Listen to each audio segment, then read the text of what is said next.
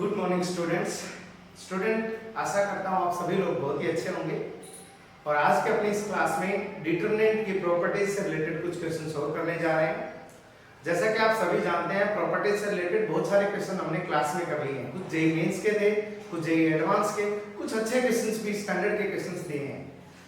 तो अब अपना जो चैप्टर है डिटरमिनेंट, वो मैक्सिमम 2 और 3 क्लास और होंगी। ये डिटरमिनेंट चैप्टर हम कंप्लीट कर देंगे। अब आप लोग मॉड्यूल में जितने भी क्वेश्चंस हैं, कोई भी मॉड्यूल हो, आप उनको सोल्व करना स्टार्ट कर सकते हैं। नो डाउट आप इजीली उनको सोल्व कर लेंगे। अब स्टूडेंट उन्हीं को प्रेजेंट करते, उन्हीं क्वेश्चन को प्रेजेंट करते और नेक्स्ट क्वेश्चन लेके आए। अच्छा क्वेश्चन है, बहुत ही अच्छा क्वेश्चन है, ध्यान से पढ़िएगा और ध्यान से समझिएगा। क्वेश्चन को पहले खुद से सोल्व करने की कोशिश किया करो। आफ्टर दैट अगर नहीं होता है तो इसका सॉल्यूशन देखो। क्वेश्चन में कहा गया है if xi equal ai bi ci i 1 2 3 है, जो कि 3 डिजिट पॉजिटिव इंटीजर है। मतलब जो xi है वो 3 डिजिट पॉजिटिव इंटीजर है और a1 b1 c1 उनके डिजिट्स हैं, such that xi is multiple of 9। और ये भी बताया गया है जो xi है वो 19 का मल्टीपल है। Then for some integer n, ये एक्सप्रेशन क्या देगा, मतलब n अगर कोई इंटीजर है तो ये कह रहा है कि 19 के मल्टीपल में एक ऐड कर रखा है, 19 के मल्टीपल में 2, ये 19 का मल्टीपल और 19 के मल्टीपल में 3 ऐड कर रखा है। Got it? इनमें से कौन सा एक्सप्रेशन ये वैल्यू देगा? तो स्टूडेंट जो इंफॉर्मेशन दे रखी है स्टार्ट करते हैं। आपको xi दे रखा है ai bi ci। ध्यान से देखो, अगर मैं x1 की बात करूं तो ये आएगा a1 b1 c1। ये 3 डिजिट नंबर है और हमें अच्छे से पता है स्टूडेंट, अगर मैं 715 कोई नंबर लेता हूं, इस नंबर को हम 5 मल्टीप्लाई 1 मल्टीप्लाई 10 प्लस 7 मल्टीप्लाई 100 लिख सकता हूं, नो डाउट। अब ये अगर 3 डिजिट नंबर है तो इसको भी ये लिख सकता हूं c1 मल्टीप्लाई 1 b1 मल्टीप्लाई 10 और a1 मल्टीप्लाई 100 इजीली लिख सकता हूं, कोई दिक्कत नहीं है।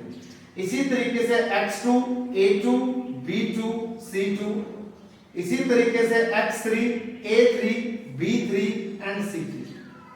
अब इसको अगर लिखूंगा तो c2 मल्टीप्लाई 1 b2 मल्टीप्लाई 10 और a2 मल्टीप्लाई 100 लिख सकते हैं, कोई डाउट नहीं है। इसको c3 multiply 1 b3 multiply 10 and a3 multiply 100, no doubt इनको हम इस तरीके से एक्सप्रेस कर सकते हैं। अब बात करते हैं इस डिटरमिनेंट की। ये अच्छा, इसके साथ साथ इन्होंने क्या कहा है कि ये जो नंबर है वो 19 का मल्टीपल है, तो इसको मैं लिख सकता हूं 19 इंटू सम कांस्टेंट m1। ये भी 19 का मल्टीपल है तो इसको 19 इंटू सम मल्टीपल m2, और ये भी 19 का मल्टीपल है, ये लिख सकते हैं। और स्टूडेंट हमें पता है अगर ये 19 के मल्टीपल है तो m1 m2 m3 यहाँ पर इंटीजर है, ये आपको याद होना चाहिए। हम यहाँ पर लिख भी देते हैं कि m1 m2 और m3 जो सिंबल यूज किए हैं वो सारे नंबर इंटीजर्स हैं। Got it?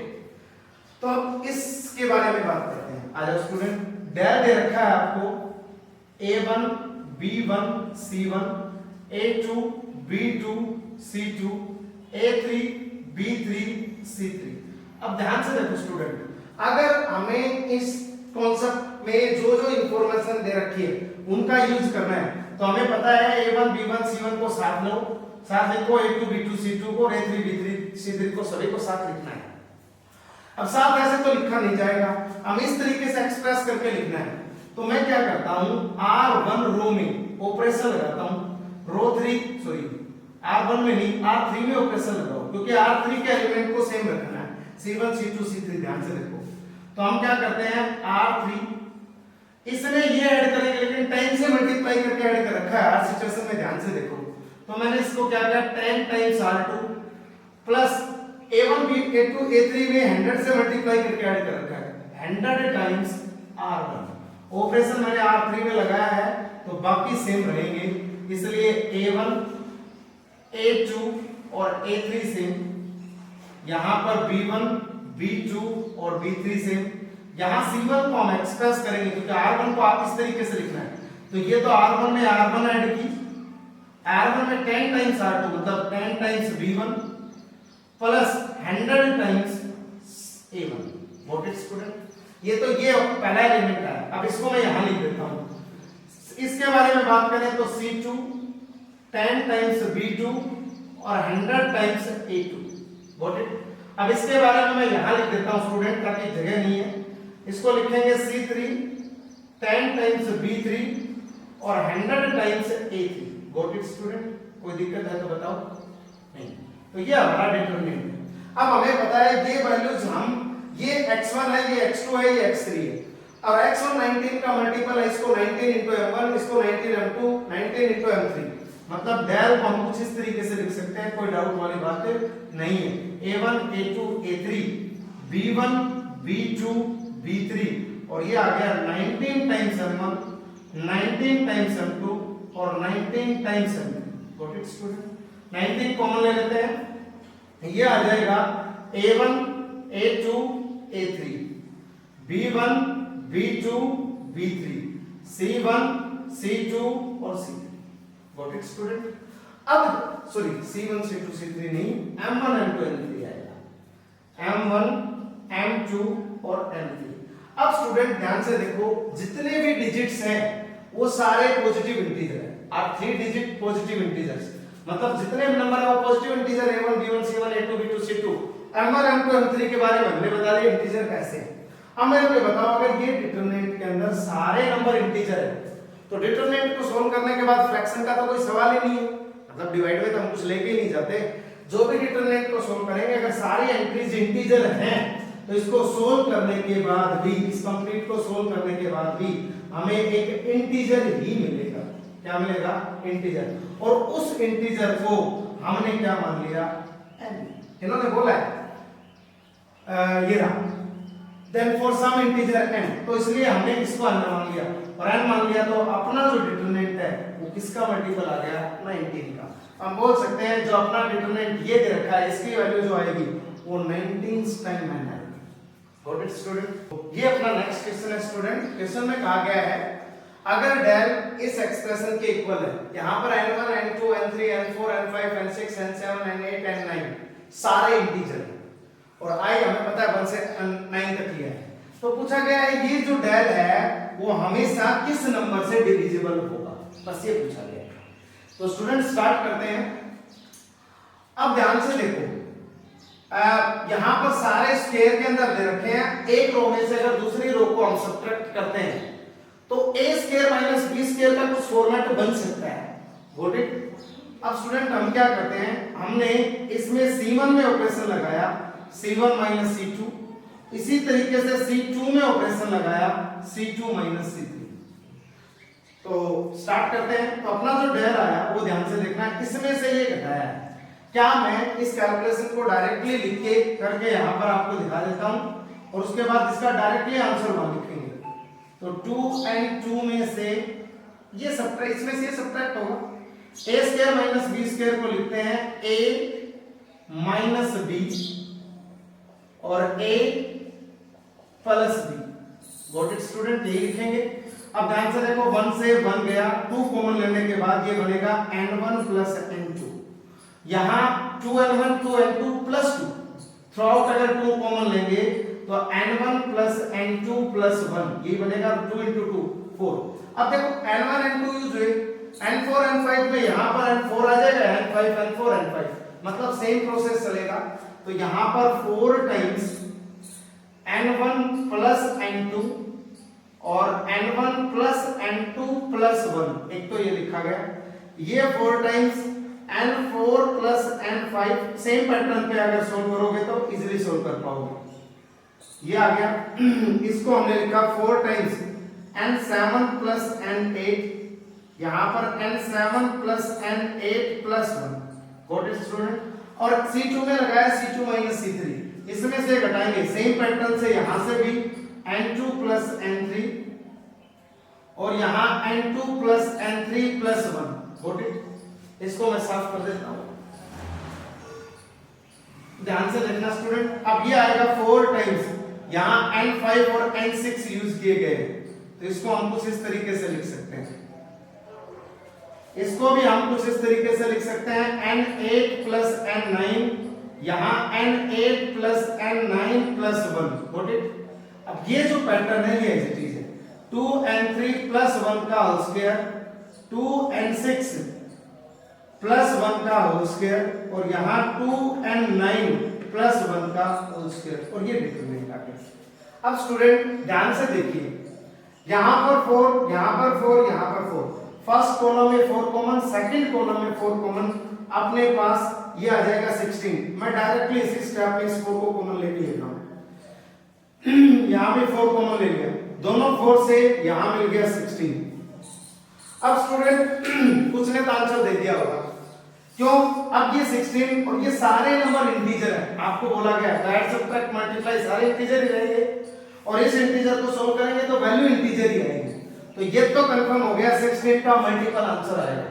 तो 16 का मल्टीपल सिर्फ यहाँ पर 64 दे रखा है, आंसर आपको पता चल गया होगा। लेकिन स्टूडेंट अगर मैं यहाँ पर एक ऑप्शन में मान लो 5th ऑप्शन बना देता, उसमें 16 ऑप्शन और दे देता, तो क्या करते? मान लो मैं एक ऑप्शन और बना देता, उसमें 32 ऑप्शन और दे देता, तो आप ये लेते, ये लेते, ये लेते, कौन सा ऑप्शन? इसका मतलब आपको इसको थोड़ा सा और अच्छे से सोल्व करना है, मतलब यहां पर आपको आंसर नहीं देना है, आपको कंप्लीट सॉल्यूशन निकालना है। अब ध्यान से देखो, सभी क्वेश्चन में एक ही पैटर्न बन रहा है स्टूडेंट आई थिंक हम एक मिस्टेक कर गए हैं, एक बार दोबारा से देखते हैं। 2 and 1 प्लस 1 के स्क्वायर में से हमने 2 and 2 प्लस 1 का स्क्वायर सब्ट्रैक्ट किया। अरे यहाँ पर माइनस आएगा, सॉरी स्टूडेंट, यहाँ पर भी माइनस आएगा, यहाँ पर भी माइनस, यहाँ भी माइनस, यहाँ भी माइनस, छोटी सी कैलकुलेशन मिस्टेक हो गई, ठीक है, ये ठीक। अब आ जाओ 16 आ गया। अब हम क्या करते हैं, एक बार एक को इवैल्यूएट करते हैं, भाई ये भी इंटीजर, ये भी इंटीजर, ये भी और ये भी, मतलब जिस तरीके का बिहेवियर इसका होगा वही बिहेवियर इनका होगा, मतलब इनका और इनका सभी का बिहेवियर सेम होगा। तो हमने क्या किया, एक एलिमेंट को पिक किया पहले वाले को और उसके ऊपर विजुअलाइजेशन किया कि भाई एक्चुअल में ये नंबर है कैसे, ओड नंबर है, इवन नंबर है, एक बार विजुअलाइज करें। तो हमने क्या किया, मान लो पहले हमने n1 और n2, यहाँ n1 n2 बोल रहे हैं भाई, यहाँ पर n4 n5 बोल लेंगे, यहाँ n7 n8 बोल देंगे, यहाँ n2 n3 n5 n6 n8 n9। तो जो काम इनके लिए है वही काम इनके लिए सिमिलरली लिख के काम कर देंगे। मान लो ओड नंबर को मैं O से डिनोट कर रहा हूँ, इवन नंबर को मैं कैपिटल E से डिनोट कर रहा हूँ। मान लो हमने पहला केस फर्स्ट में दोनों को मैंने इवन माना, तो even minus even plus odd, ये जीरो नहीं है, ओड है। अब इवन में से इवन घटाओगे स्टूडेंट, इवन रहेगा, इवन में इवन ऐड करोगे, इवन में ओड ऐड कर दिया, ओड मतलब इवन नंबर को ओड नंबर से मल्टीप्लाई कर रखा है, और इवन को ओड से मल्टीप्लाई करोगे तो 100 का 100% इवन नंबर आएगा। Got it? केस सेकंड, इनमें दोनों को ओड कंसीडर किया, तो ओड माइनस ओड, यहां ओड प्लस 1, ध्यान से देखना स्टूडेंट, ओड नंबर में से ओड नंबर अगर घटाओगे, एग्जांपल ले लिया करो 3 और 5, सब्ट्रैक्ट करोगे तो यहां पर इवन आएगा, मल्टीप्लाई, ओड में ओड ऐड किया, तो भी इवन आएगा, ध्यान से देखना, और इवन में मैंने 1 ऐड कर दिया, ध्यान से देखना स्टूडेंट, या फिर इवन में ये ओड बोल लो या 1 ऐड कर दिया, ये इवन और इवन में 1 ऐड करते ही ओड, और ओड को इवन से मल्टीप्लाई करेंगे तो स्टूडेंट इवन ही आएगा। मतलब इस सिचुएशन में भी इवन आया, इस सिचुएशन में भी इवन आया। अब मैं केस थर्ड की बात कर रहा हूं। हमने क्या किया, एक को ओड एक को इवन, तो पहले वाले को इवन मान लिया, दूसरे वाले को ओड, पहले वाले को इवन दूसरे वाले को ओड प्लस 1 दे रखा है। ध्यान से देखना स्टूडेंट, इसका उल्टा भी करेंगे तो कोई इफेक्ट नहीं आएगा, माइनस से इवन और ओड पे इफेक्ट नहीं आता है। अब देखो इवन में से ओड गया, स्टूडेंट हमेशा ओड होता है, चेक करो, इवन में से ओड जाने पे मान लो 4 में से 3 गया 1, 4 में से 1 गया 3, मतलब ओड ही आ रहा है, ओड मल्टीप्लाई करें, इवन ओड में ओड ऐड किया, इवन,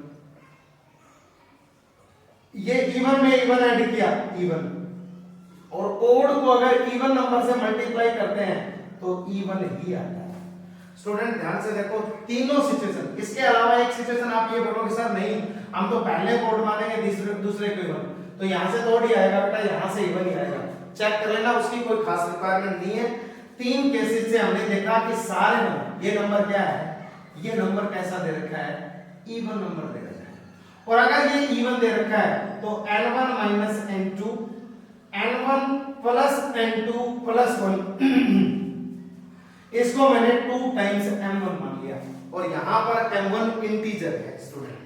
अगर इसको मैंने 2m1 माना तो इसको 2m2 मान लेते हैं, इसको 2m3, 2m4, 2m5, 2m6, मतलब जो डिटरमिनेंट है वो डिटरमिनेंट कुछ ये बन गया 2 times m1, 2 times m2, 2 times m3, 2 times m4, क्योंकि सेम नंबर है इसलिए मैंने सभी को एक साथ लिख दिया। सिमिलरली ये सारे इस तरीके से ही आप चेक कर सकते हो, 2 टाइम्स m6, और ये जो है 2n3 प्लस 1 का स्क्वायर, ये ओड नंबर है, ओड का स्क्वायर भी ओड ही होता होगा, देख लो 2n7 प्लस 1, n7 नहीं आएगा, 2n9 आएगा, ये डिटरमिनेंट आ गया। अब मेरे को बताओ 2 इस कॉलम में से कॉमन आया 4 16 से मल्टीप्लाई होगा 64, और यहां पर जो भी डाटा बचा है, ध्यान से देखो स्टूडेंट, ये भी इंटीजर, ये भी और ये तीनों भी इंटीजर, सारे इंटीजर हैं। यहाँ पर कौन प्रेजेंट है, इंटीजर्स, और इंटीजर्स, इन सभी इंटीजर्स का अगर डिटरमिनेंट लें, पहले वाले क्वेश्चन में भी बताया था, तो 64 मल्टीप्लाई इंटीजर, कोई ना कोई इंटीजर ही आएगा। मतलब यहाँ जो इंटीजर सोल्व करने के बाद इंटीजर डिजिट्स को, इधर जो डिटरमिनेंट होगा उसको सोल्व करने पे इंटीजर मिलेगा, मतलब ये नंबर मिलेगा 64 into n, मतलब 64 का integer multiple. Got it student? अगर ये 64 का इंटीजर मल्टीपल है मतलब ऑप्शन 4 करेक्ट है। Got it? ऑप्शन क्या आया? 4 करेक्ट आया, बाकी ऑप्शंस गलत है। 11 7 9 ये तो वैसे भी पता चल गया था, लेकिन ऑप्शन में 16 हो 32 मतलब वो ठीक नहीं है। 64 is the correct answer for this question. ठीक है, इसी तरीके से नेक्स्ट क्वेश्चन पर चलते हैं। तो ये नेक्स्ट क्वेश्चन है स्टूडेंट, चलो स्टार्ट करते हैं। ध्यान से देखो स्टूडेंट, इसमें दिया गया a plus b plus c equals to pi, तो शो करना है आपको इस डिटरमिनेंट की जो वैल्यू आएगी वो ये आएगी। चलो स्टार्ट करते हैं। ध्यान से देखो student, sin square a, sin square b, sin square c, cos a sin a, cos b sin b, cos c sin c, cos square a, cos square b, cos square c। अब अगर इन दोनों को add करते हैं तो sin square a plus cos square a 1, sin square b plus cos square b 1, sin square c plus cos square c 1। अब student column first में हमें देखने को मिला, कॉलम फर्स्ट में कॉलम 3 को अगर ऐड कर दें तो अपना काम चल सकता है। उसके साथ साथ एक बार ध्यान से देखो, ये है cos a sin a, और cos a sin a, ध्यान से देखो, अगर मैं इसको 2 से मल्टीप्लाई और 2 से डिवाइड करूं तो ये जो एक्सप्रेशन बनता है ये बनता है sin 2a का, और इसको डिवाइड कर रखा है 2 से, मतलब ये sin 2a पूरे के डिवाइड बाय 2, ये sin 2b divide by 2, sin 2c divide by 2, मतलब दोनों का काम एक ही साथ करते हैं। यहाँ इसमें ये ऐड करेंगे 1 में 3, यहाँ 1 बनेगा, इसमें ये ऐड करेंगे 1 बनेगा, इसमें ये ऐड करेंगे 1 बनेगा। ये आ गया स्टूडेंट। इसके बाद यहाँ पर हमने देखा ये बना sin 2a डिवाइड बाय 2, ये बना sin 2b डिवाइड बाय 2, और ये बना sin 2c डिवाइड बाय 2। अब ध्यान से देखो स्टूडेंट, यहां cos स्क्वायर a है, क्या है? cos स्क्वायर a, और cos स्क्वायर a को आप इजीली लिख सकते हो 1 plus cos 2a divide by 2। ये आपने हाफ एंगल फॉर्मूले पहले पढ़ रखे होंगे, तो अगर ये लिख सकते हो तो यहां पर मैंने लिखा 1 plus cos 2a divide by 2, 1 plus cos 2b यहां पर भी है डिवाइड बाय 2, और यहां पर 1 plus cos 2c divide by 2। अच्छा, ये मैंने क्यों लिखा? क्योंकि स्टूडेंट हमारे पास यहाँ sin a minus b, b minus c, c minus a, a minus c है, यहाँ पर स्क्वायर में कोई भी टर्म प्रेजेंट नहीं है, इसलिए हमने इनको चेंज कर लिया। आ जाओ, अब ध्यान से देखो, ये 1/2 इन दोनों कॉलम में से अगर मैं कॉमन लूंगा तो 1/2 इधर से भी कॉमन लेके, और बाहर हम लिख सकते हैं 1/4, ये लिख दिया मैंने 1/4। Got it student? अब ध्यान से देखो, अब आप लोगों को दो फॉर्मूले और भी पता होने चाहिए। पहला फॉर्मूला, अब मेरे को बताओ पहले तो हम क्या क्या ऑपरेशन लगा सकते हैं। मैंने क्या किया, R2 में ऑपरेशन लगाया, R2 सॉरी R1 में ऑपरेशन लगाया, R1 माइनस R2, और इसी तरीके से R3 में ऑपरेशन लगाया स्टूडेंट, R1 में लगाया 1 माइनस 2, 2 में लगाया 2 माइनस 3, R2 माइनस R3। क्यों? 2a माइनस 2b बनेगा, कहीं ना कहीं sin 2a minus sin 2b, यहाँ sin 2b minus sin 2c, इस तरीके का कुछ दिख रहा है पैटर्न, इसलिए लगाया मैंने। अब मेरे को एक बात बताओ, यहां पर बना 1/4, ये 1 में से 1 गया 0, इसमें से ये गया, ध्यान से देखना स्टूडेंट, बनेगा क्या, sin 2a minus sin 2b।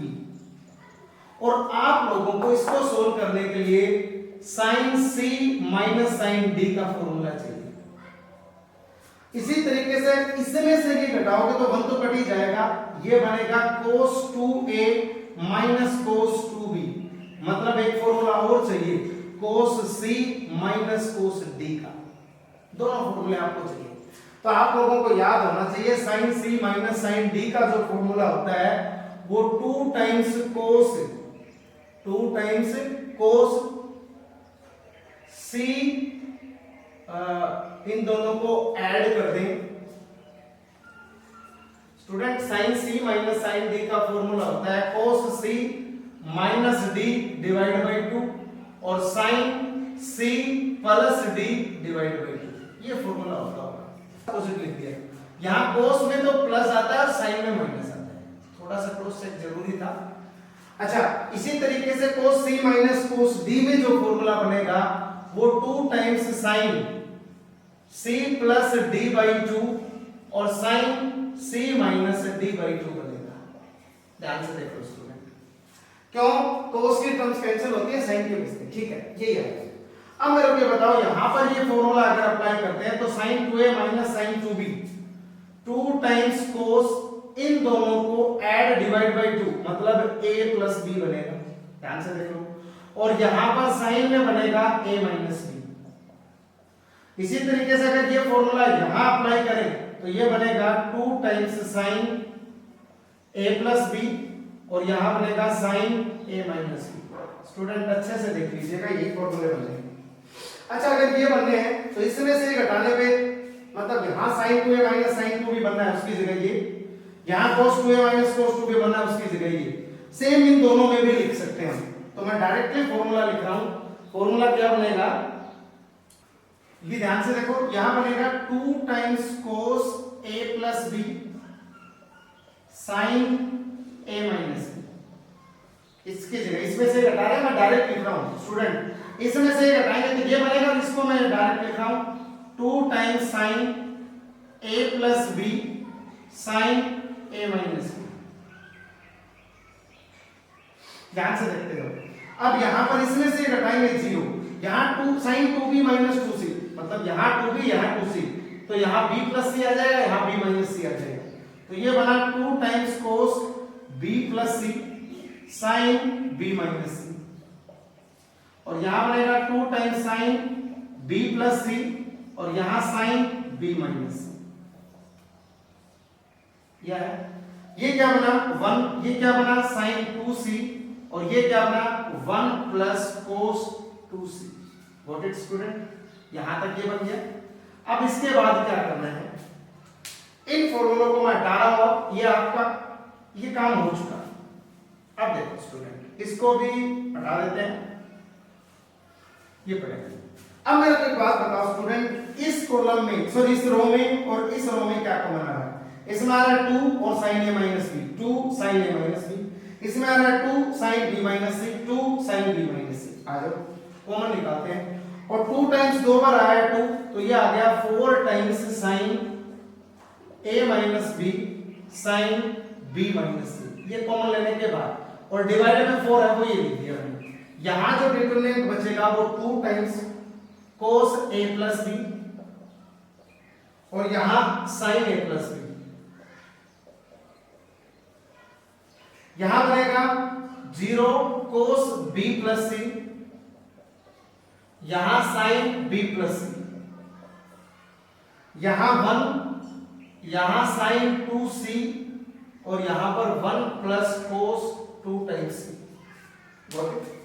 अब आ जाओ स्टूडेंट, करना क्या है, 4 से 4 कैंसिल आउट, ये बन गया sine a minus B sine b minus C.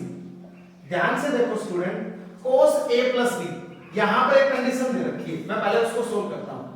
a plus b plus c, चलो डायरेक्ट लिख रहे हैं, 0 cos a प्लस b की वैल्यू यहां से निकालूंगा तो पाई माइनस सी आएगा, यहां पर साइन पाई माइनस सी, यहां 0, यहां cos pi minus a, b plus c की चाहिए स्टूडेंट, यहां साइन पाई माइनस a, ये 1, ये साइन 2c और ये 1 प्लस कोस 2c, ये आ गया स्टूडेंट। इसके बाद ध्यान से अगर देखोगे तो ये आया sine a minus B sine b minus C, यहां पर क्या आया, डिटरमिनेंट के अंदर 0 कोस पाई माइनस सी, कोस चेंज होगा नहीं होगा, c का c सेकंड क्वाड्रेंट में कोस नेगेटिव होता है तो नेगेटिव लगा दिया, ये साइन चेंज नहीं होगा, c का c सेकंड क्वाड्रेंट में साइन पॉजिटिव होता है एज इट इज, 0 माइनस का cos a sine a, 1 sine 2c और यहां 1 plus cos 2c। Got it, ये आया अपने पास। अब ध्यान से देखो स्टूडेंट, अब अगर हम सोल्व करें तो ये आएगा sine a minus B sine b minus C, इसको एलिमिनेट कर रहे हैं इस कॉलम के अलोंग, तो ये इस 1 के अलोंग सोल्व होगा, तो 1 मल्टीप्लाई, इसको इससे मल्टीप्लाई किया तो अपने पास आया माइनस का कोस c साइन a, और माइनस इसको इससे मल्टीप्लाई किया तो माइनस माइनस प्लस हो गया, ये बन गया साइन c और कोस a। अब ध्यान से देखो, sine a cos b cos a sine b, और नेगेटिव साइन बीच में है, फॉर्मूला क्या बनेगा, sine a minus b as it is sine b minus c as it is. अब ध्यान से देखोगे तो ये फॉर्मूला साइन का बन रहा है, और यहां पर हम इजीली बोल सकते हैं साइन a कोस b, यहां पर एक बार क्रॉस चेक कर लेता हूं, a माइनस b भी है, b माइनस c भी है, तो ये बन गया sine a minus c। Student मेरे को मिस्टेक लग रहा है क्योंकि साइन a ये बनेगा, ये ना बन के ये बनेगा c minus a, sine a cos b cos a sine b। अच्छा एक बार चेक करते हैं, cos 2a minus cos 2b मतलब cos c minus cos d, तो यहां पर दोनों cos और दोनों sin, स्टूडेंट सॉरी यहां पर आता है नेगेटिव सिंबल, मिस्टेक हो गया, और वहां अगर नेगेटिव हुआ तो उसको सोल्व करके हमने ये लिखा था, तो यहां एक नेगेटिव आएगा, यहां नेगेटिव आएगा स्टूडेंट, यहां नेगेटिव बनेगा, यहां नेगेटिव, यहां नेगेटिव, यहां नेगेटिव, और यहां नेगेटिव तो मतलब इन दोनों जगह नेगेटिव, और इन दोनों जगह नेगेटिव, तो मतलब इसको इससे मल्टीप्लाई करने पे हमें मिलेगा प्लस, और इसको इससे मल्टीप्लाई करने पे प्लस, लेकिन एक फॉर्मूले की वजह से यहां मिल जाएगा हमें माइनस, और यहां sine a cos b cos a sine b, मतलब फॉर्मूला ये नहीं बनके ये बन जाएगा a माइनस c। छोटी सी मिस्टेक थी स्टूडेंट जो कि मैंने करेक्ट कर दिया, फॉर्मूला में यहां माइनस आता है, ये हमने थोड़ा सा जल्दी में गलत कर दिया, इसकी वजह से यहां 2 नेगेटिव, यहां 2 नेगेटिव, यहां 2 नेगेटिव, इसकी वजह से हमारा करेक्ट हो गया answer. Sine a minus b आ गया, साइन b माइनस c और साइन a माइनस c तीनों आ गए, इसका मतलब हमारा क्वेश्चन हो गया hence proved. Got it student, ये हमारा क्वेश्चन था। इसी टाइप के एक दो क्वेश्चन और करते हैं, देन आफ्टर दैट आज की क्लास में हो सकता है थोड़ा बहुत मैं कॉन्सेप्ट बताऊं, अगर नहीं बता पाए तो एक दो क्वेश्चन और करने के बाद क्लास को एंड कर देंगे आज, और कल हम कुछ कॉन्सेप्ट पढ़ेंगे कि डिटरमिनेंट में हम समेशन लें तो कैसे लें, इंटीग्रेशन अप्लाई करें तो कैसे करें, डेरिवेटिव अप्लाई करें तो कैसे करें। गॉट इट स्टूडेंट, आगे चलते हैं। जेईई मेंस में आया स्टूडेंट, अच्छा क्वेश्चन है, क्वेश्चन में कहा गया p and p+2 be prime number and let del बराबर is this expression, then the sum of maximum and maximum values of alpha and beta such that alpha और beta के maximum value के बारे में बात कर रहा है, such that p to the power alpha plus p plus 2 to the power beta divides del is, मतलब ये है p और p प्लस 2 की मैक्सिमम पावर इस del को डिवाइड करनी है। तो मतलब ये है कि p और p प्लस 2 की मैक्सिमम पावर इस del में कितनी प्रेजेंट है, कहीं ना कहीं यही है, डिवाइड कर रही है तो उतनी मैक्सिमम पावर होनी चाहिए ना, कितनी डिवाइड कर रही है। तो स्टार्ट करते हैं, p की पावर अल्फा p प्लस 2 की पावर बीटा, अल्फा और बीटा मैक्सिमम क्या हो सकते हैं कि वो इसको कंप्लीटली डिवाइड कर पाए। तो चलो अब मेरे को एक बात बताओ, यहीं से स्टार्ट करते हैं, एक स्टेप तो यहीं पे लिख देते हैं। मेरे को एक बात बताओ स्टूडेंट, क्या हम इस एक्सप्रेशन को लिख क्या सकते हैं, क्या क्या कॉमन आ सकता है। मैंने p फैक्टोरियल का एज इट इज रख दिया, इसको मैंने p plus 1 into p factorial लिख दिया, इसको मैंने p प्लस 2 p प्लस 1 और p फैक्टोरियल लिख दिया। किसी को कोई डाउट है तो बताओ। इसको मैंने p plus 1 into p factorial लिख दिया, सॉरी इसको तो p प्लस 1 फैक्टोरियल ही रखो, p प्लस 1 फैक्टोरियल। इसको मैंने लिखा p plus 2 into p plus 1 factorial, इसको लिखा p plus 3 into p plus 2 का factorial, p plus 2 into p plus 1 का फैक्टोरियल।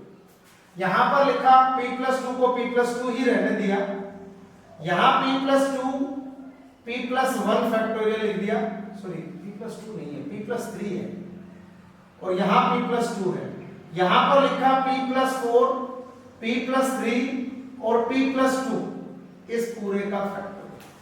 अब ध्यान से देखो स्टूडेंट, मैंने क्यों किया, क्योंकि p प्लस 2 इसको भी एक्सप्रेस कर सकते हैं, इसको भी, इन सभी में से p प्लस 2 फैक्टोरियल कॉमन आ जाएगा। सेम इधर p प्लस 1 फैक्टोरियल कॉमन आ सकता था, इधर p, उसको मैंने एक्सप्रेस करके लिख दिया है। अब फर्स्ट रो में p फैक्टोरियल, सेकंड में p प्लस 1, थर्ड में p प्लस 2 फैक्टोरियल कॉमन आ रहे हैं, तो मैंने लिखा p factorial, p plus 1 factorial और p प्लस 2 फैक्टोरियल, जो कॉमन आया वो लिख दिया। अब बचा क्या, यहां 1, यहां p प्लस 1, यहां p plus 2 into p plus 1, ध्यान से देखते रहना स्टूडेंट, यहां p1, यहां p प्लस 2, यहां p plus 3 into p plus 2, ध्यान से देखो, यहां 1, यहां p प्लस 3, यहां p plus 4 into p plus 3, ये कॉमन है। अब देखो स्टूडेंट, ये आने के बाद क्या करें, हमें अभी और सोल्व करना है, और हमें पता है किसी कॉलम में अगर सारी एंट्रीज सेम हो तो रो 2 और रो 3 या रो 1 रो 2 किसी को भी चेंज कर लो। मैंने ऑपरेशन लगाया रो 1 में रो 1 माइनस रो 2, ऑपरेशन लगाया रो 2 में रो 2 माइनस रो 3। अब कोई सोच रहा ऐसा नहीं करता, इसको मैं से हटा लो भाई, कोई दिक्कत नहीं आएगी। आ जाओ, p फैक्टोरियल को मैंने p factorial into p minus 1 factorial लिख दिया, ध्यान से देखना। इसको मैंने p प्लस 1 p और p माइनस 1 फैक्टोरियल लिख दिया, इसको स्टूडेंट मैंने p plus 2 p plus 1 p और p माइनस 1 फैक्टोरियल लिख दिया है। इसके बाद देखो क्या होगा, इसके बाद स्टूडेंट ये तो कॉमन, इसको मैंने इस तरीके से एक्सप्रेस किया। अब यहां पर क्या आया, 1 में से 1 गया 0, इसमें से ये गया, ध्यान से देखो p प्लस 1 में से माइनस p माइनस 2 मतलब माइनस 1 आया, इसमें से ये सब्ट्रैक्ट करके दिखा देता हूं आपको, p plus 2 p plus 1 minus p plus 3 और p प्लस 2। ध्यान से देखो p प्लस 2 अगर कॉमन लेते हैं तो यहां p plus 1 minus p minus 3, p से p कैंसिल, माइनस 2 आएगा, माइनस 2 टाइम्स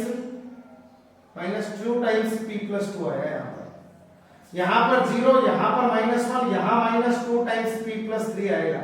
देख लेना स्टूडेंट करके, यहां 1, यहां p प्लस 3, यहां p plus 4 into p plus 3, ये आएगा। अब स्टूडेंट आपको आगे सोल्व करने के लिए और भी 0 हो सकता है, यहां 0 बना सकते हो इसमें से सब्ट्रैक्ट करके, लेकिन हम क्या कर रहे हैं, डायरेक्टली एलिमिनेट यही कर रहे हैं। तो अभी पहले इसका सॉल्यूशन करो, p और p कितने टाइम्स बन गया, p cube, p minus 1 p minus 1 p minus 1 का फैक्टोरियल 3 बार है, उसको बाद में देखते हैं। अब मेरे को बताओ p प्लस 1 कितने बार है, ये हो गया हिसाब, इसका हो गया, इसका हो गया p प्लस 1 1 बार और 2 बार स्क्वायर। अब बच गया कौन, p माइनस 1 और p+2 भी है, एक बार p+2 भी लिख दिया, ये हो गया। अब p-1 का फैक्टोरियल की पावर 3 दे रखी है ये लो। अब आ जाओ, इसको सोल्व करेंगे, इस कॉलम के अलॉन्ग ये गया 1 के मल्टीप्लाई में होना, लिखने की जरूरत नहीं है, इसको इससे मल्टीप्लाई करोगे माइनस माइनस प्लस, मतलब ये आया 2p+6।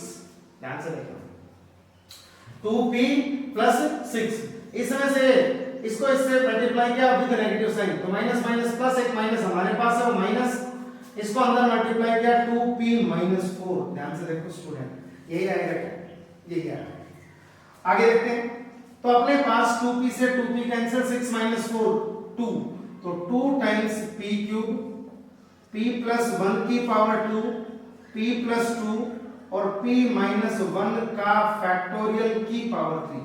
ध्यान से देखना, ये हमारे पास डेल की वैल्यू आई है। अब ये कहा है कि मैक्सिमम और minimum value alpha and beta, maximum है दोनों अल्फा और बीटा, जो कि p की पावर और p+2 की पावर डिवाइड करें डेल को डिवाइड करना है, तो यहाँ p की पावर हम मैक्सिमम 3 ले सकते हैं और p+2 की पावर मैक्सिमम हम 1 ले सकते हैं। मतलब इसको और इसको कंपैरिजन करें तो अल्फा की वैल्यू तो 3 आ गई, p की मैक्सिमम पावर 3, यहाँ अल्फा मैक्सिमम लेना तो 3 ले सकते हो, 3 से ज्यादा नहीं, कम लोगे तो कंप्लीटली डिवाइड होगा, लेकिन यहाँ फैक्टर बचेगा। हमें मैक्सिमम पूछा है, बीटा की वैल्यू हम यहाँ पर 1 ले सकते हैं, और आपसे पूछा है sum that means alpha plus beta पूछा है, मतलब 3+1 मतलब 4 आंसर हमारा स्टूडेंट। तो अपना फोर्थ ऑप्शन करेक्ट है, बाकी ऑप्शन इनकरेक्ट है। जेईई मेंस 2022 में आया क्वेश्चन, सिंपल क्वेश्चन है। इसी तरीके से नेक्स्ट क्वेश्चन पर चलते हैं।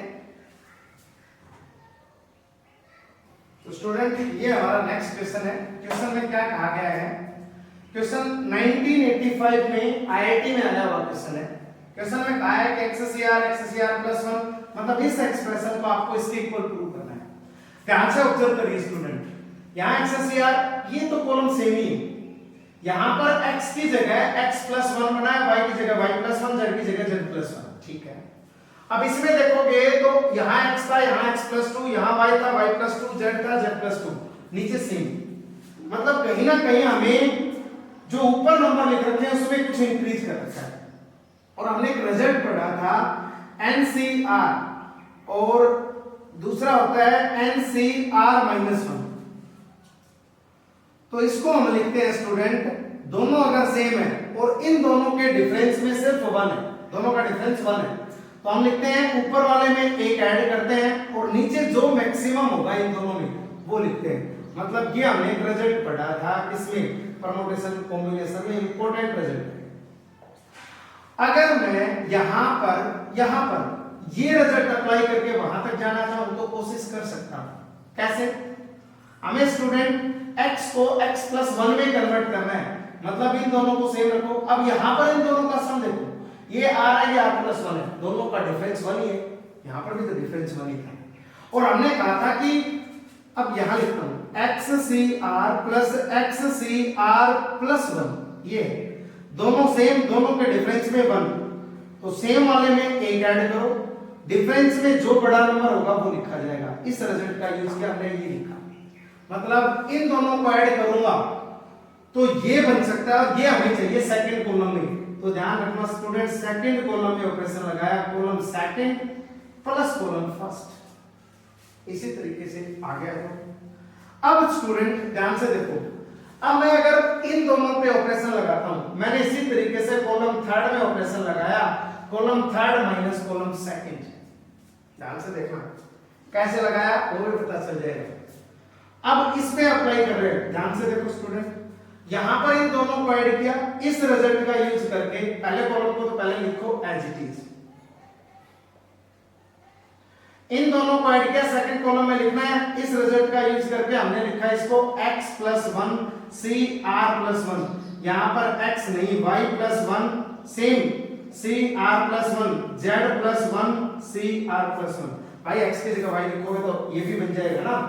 अब C3 में क्या ऑपरेशन लगाया, इन दोनों को ऐड किया। ध्यान से देखना, मैं एक लिख के दिखा रहा हूं, चलो मैं y लिख के दिखाता हूं इसमें, yr+1 प्लस yr+2। ध्यान से देखो दोनों सेम और इनके दोनों में डिफरेंस 1 है, मतलब ऊपर वाले में एक ऐड करो और नीचे वाले में जो वैल्यू ग्रेटर है वो लिखी जाएगी। लिख दिया। तो ये इन दोनों को अगर ऐड करेंगे तो यहां बनेगा x plus 1 C R plus 2, यहां y plus 1 C R plus 2, यहां z plus 1 C R plus 2। ये आ गया स्टूडेंट, गॉट इट। इनका रिजल्ट का यूज किया है। अब ध्यान से देखो, पहला और दूसरा कॉलम तो सेम बन गया, अब तीसरा चाहिए। तीसरे में नीचे तो r प्लस 2 ही है, लेकिन ऊपर x प्लस 1 की जगह x प्लस 2 है, y प्लस 1 की जगह y प्लस 2, z प्लस 1 की जगह z प्लस 2। क्यों ना हम इन दोनों को ध्यान से देखें, दोनों सेम, नीचे दोनों में डिफरेंस 1, ऐड करेंगे तो इसमें एक बढ़ जाएगा और इसमें जो मैक्सिमम पावर होगी वो लिखी जाएगी। अब मैंने ऑपरेशन लगाया C3 में, C3 प्लस C2, ऑपरेशन लगा के यहां पहुंचा बराबर, दैट इज इक्वल्स टू, पहले दोनों सेम, ये x plus 1 C R plus 1, y plus 1 C R plus 1, z plus 1 C R plus 1। ध्यान से देखो, अब मैंने इन दोनों को ऐड किया, x प्लस 1 सेम था, एक ऐड कर दिया, और इन दोनों के बीच में डिफरेंस 1 है, जो मैक्सिमम होगा वो लिखा जाएगा, डिफरेंस 1 ही होना चाहिए। स्टूडेंट क्या यही बनेगा? ध्यान से, एक ही रिजल्ट का यूज किया, वो भी रिजल्ट ये था। इसी रिजल्ट का यूज करके हमने दो ऑपरेशन लगाए हैं। क्या अपनी यही राइट हैंड साइड थी और इसको इसी के इक्वल प्रूव करना था? यस। तो ये क्वेश्चन था 1985 में, काफी पुराना क्वेश्चन है, अच्छा क्वेश्चन है, इस टाइप का कांसेप्ट यूज करवा सकता है। नेक्स्ट क्वेश्चन है स्टूडेंट ये क्वेश्चन है 2017 में आया हुआ, जेई मेंस 2017 में। Omega be our complex number such that 2 omega plus z, 2 omega plus 1 बराबर z के इक्वल दे रखा है, जहां पर z माइनस रूट माइनस 3 है। अब स्टूडेंट रूट माइनस 3 को मैं रूट 3 मल्टीप्लाई रूट माइनस 1 लिख सकता हूं। रूट माइनस 1 आयोटा होता है, इसका मतलब ये आ गया रूट 3 आयोटा, तो इसका मतलब ये हो गया 2 ओमेगा प्लस 1 रूट 3 आयोटा के इक्वल आ गया स्टूडेंट। तो यहां से 2 ओमेगा इक्वल आ गया रूट 3 आयोटा माइनस 1। अगर मैं ओमेगा की वैल्यू ठीक से लिखूं तो माइनस का 1/2 प्लस का रूट 3 आयोटा बाई 2, ये आ गया। इसको थोड़ी देर के लिए होल्ड पे रख दो स्टूडेंट। अब मेरे को एक बात बताओ, आपने पढ़ा होगा एक cube root of unity, roots of unity नाम से कॉन्सेप्ट था, जिसमें z क्यूब अगर 1 के इक्वल होता है तो इसको सोल्व करने पे 3 रूट आते हैं, z इक्वल्स टू 1, एक आता है माइनस का 1/2 प्लस रूट 3 आयोटा बाई 2, और तीसरा आता है माइनस 1/2 माइनस का रूट 3 आयोटा बाई 2। ये 3 रूट आते हैं, और यहां पर हमने 1 तो 1 ही है, इसको हमने नाम दिया था ओमेगा, और इसको नाम दिया था इसको ओमेगा स्क्वायर। इसका स्क्वायर करोगे तो भी यही आएगा स्टूडेंट, चेक कर सकते हैं। अच्छा, अगर ये आया z equals to 1 omega omega square, इसके रूट आए, तो यहां से एक रिजल्ट तो बताया था 1 प्लस ओमेगा स्क्वायर 0 के इक्वल होता है। दूसरा रिजल्ट ये बताया था z अगर ओमेगा इसका रूट है तो इसको सेटिस्फाई भी करेगा, इसका मतलब ओमेगा क्यूब की वैल्यू 1 होगी, और ओमेगा क्यूब 1 हुआ तो यहां से मैं ओमेगा दोनों साइड स्क्वायर करूं तो 6 भी 1 होगा। मतलब यहां से हम डायरेक्टली बोल सकते हैं ओमेगा की पावर 3n 1 होगा अगर n इंटीजर है तो, ओमेगा की पावर 3n 1 होगा। अच्छा, इस बात को मैं ये भी लिख सकता हूं कि ओमेगा की पावर 3 और यहां पर ओमेगा की पावर मल्टीपल ऑफ 3, या फिर हम बोल सकते हैं integer multiple of 3, integer multiple of 3। Omega की पावर इंटीजर मल्टीपल ऑफ 3 होगा तो 1 होगा, ये बोल सकते हैं। ये रिजल्ट और इसको हमने उसको वहां उस तरीके से लिख दिया। अब ध्यान से देखना स्टूडेंट, क्या जो ये ओमेगा है यही हमारा ओमेगा इस क्वेश्चन से मिला है। मतलब अगर ये ओमेगा की वैल्यू है तो हम डायरेक्टली बोल सकते हैं ओमेगा क्या है, is cube root of unity. और अगर ये क्यूब रूट ऑफ यूनिटी है तो इस सभी कंडीशंस को सेटिस्फाई कर सकता है। आ जाओ, अब मेरे को बताओ, यहां ठीक है लेकिन ओमेगा की पावर 7 दे रखी है, तो क्या मैं इसको ओमेगा की पावर 6 इनटू ओमेगा लिख सकता हूं? क्या मैं इसको ओमेगा की पावर 3 की पावर 2 इनटू ओमेगा लिख सकता हूं? ये 1 की पावर 2 1 मतलब ओमेगा, मतलब ये है ओमेगा 7 को हम ओमेगा अब लिख सकते हैं, मैंने 7 लगा दिया। अब इसका स्टूडेंट ध्यान से देखो, क्या मैं इन सभी को एक कॉलम में ऐड कर दूं? तो मैंने कॉलम फर्स्ट में ऑपरेशन लगाया, column first plus column second plus column third. क्यों ऐड कर रहे हैं? इसको ऐड करेंगे यहाँ 3, इसको ऐड करेंगे यहाँ 0 बन रहा है, इसको ऐड कर रहे हैं 1 प्लस ओमेगा स्क्वायर बन रहा है, और वो यहाँ से 0, मतलब 2 0 मिल जाएंगे। आ जाओ, ऐड किया, कॉलम फर्स्ट में ऑपरेशन लगा रहे हैं, सेकंड को थर्ड को एज इट इज लिख देते हैं पहले, ये एज इट इज लिख दिया, ओमेगा स्क्वायर और ओमेगा। अब ऐड करने पे यहां मिला 3, यहां मिला 1 minus omega square minus 1 plus omega square, और यहां मिला 1 plus omega square plus omega.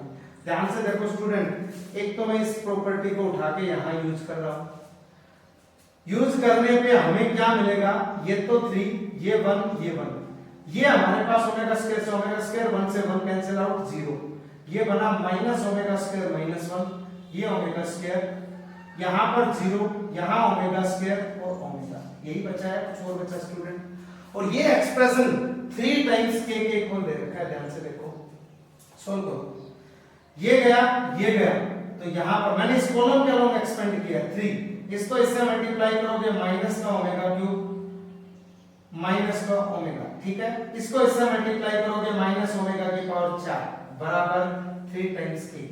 ध्यान से स्टूडेंट, ये 1 रख सकते, ओमेगा की पावर 3 1 रख सकते हैं, इसको ओमेगा लिख सकते हैं, तो 3 टाइम्स ये 1 ये ओमेगा, तो इसको लिखा -1, इसको लिखा माइनस का 2 टाइम्स ओमेगा बराबर 3k, 3 से 3 कैंसिल, तो स्टूडेंट k की वैल्यू आई, इसमें से अगर मैं माइनस कॉमन लूं तो 2 ओमेगा प्लस 1 आया, और 2 ओमेगा प्लस 1 की वैल्यू ही हमारे पास z है, तो मतलब ये माइनस और ये z, तो अपना जो k की जो वैल्यू आई फाइनल वो क्या आई, minus z I student. Okay student, तो ये हमारा क्वेश्चन था, सिंपल क्वेश्चन 2017 जेईई मेंस 2017 का क्वेश्चन है।